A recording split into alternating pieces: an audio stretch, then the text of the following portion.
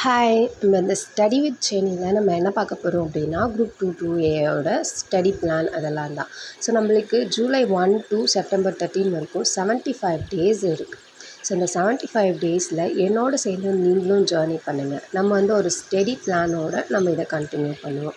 ஆக்சுவலாக இது ஸ்டடி பிளானை வந்து நான் எப்படி கொண்டு போக போகிறேன் அப்படின்னா, இந்த டேபிள் ஷீட் பார்த்தீங்களா, இது வந்து 75 டேஸ் இருக்குது. ஸோ நம்ம ஒரு நாளும் நம்ம கம்ப்ளீட் பண்ணுற அந்த ஸ்டடி பிளானோட ஸ்ட்ரைக் அவுட் பண்ணிகிட்டே வர போகிறோம். ஸோ எவ்வளோ நாள் இருக்குது, நம்ம இன்னும் கம்ப்ளீட் பண்ணது எவ்வளோ இருக்குது அப்படின்றது நம்மளுக்கு தெரிஞ்சிடும். ஸோ இந்த ஜேர்னி எதுக்காக அப்படின்னா, நான் 2019 எக்ஸாமுக்கு ப்ரிப்பேர் பண்ணிகிட்ருக்கேன். ஸோ நிறைய ஃபெயிலியர்ஸ் மட்டும்தான் வந்துச்சு. ஸோ 1.5 மார்க்ஸில் குரூப் 2 மெயின்ஸ் முடிஞ்சிச்சு.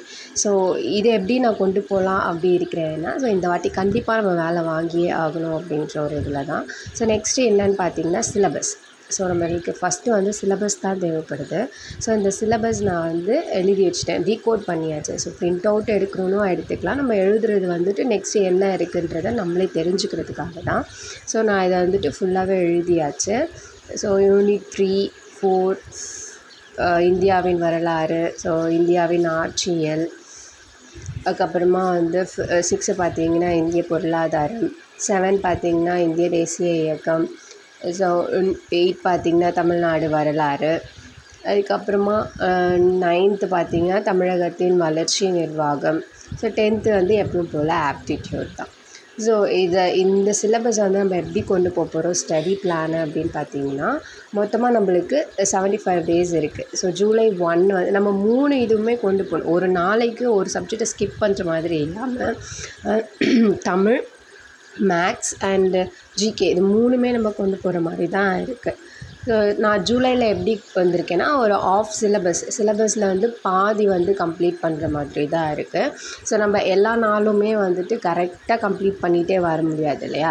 ஸோ அதுக்காக அதோட ஒரு பேலன்ஸ் இருக்கிறது, இல்லை நம்ம ஒரு டே எங்கேயாச்சும் வெளில போயிருப்போம், ஸோ அதை கம்ப்ளீட் பண்ணுறது அப்படின்னு இருக்கிறத மட்டும் ஒரு 6 டேஸ் வந்து நான் கொடுத்துருக்கேன். ஸோ அப்படி நம்ம அந்த மாதிரி எந்த ஸ்கிப் பண்ணாமல் வந்துகிட்டே இருக்கோம் அப்படின்னா ஓகே, நோ ப்ராப்ளம். அந்த 6 டேஸ் வந்து ஃபுல் ரிவிஷன் கூட கொடுத்துக்கலாம்.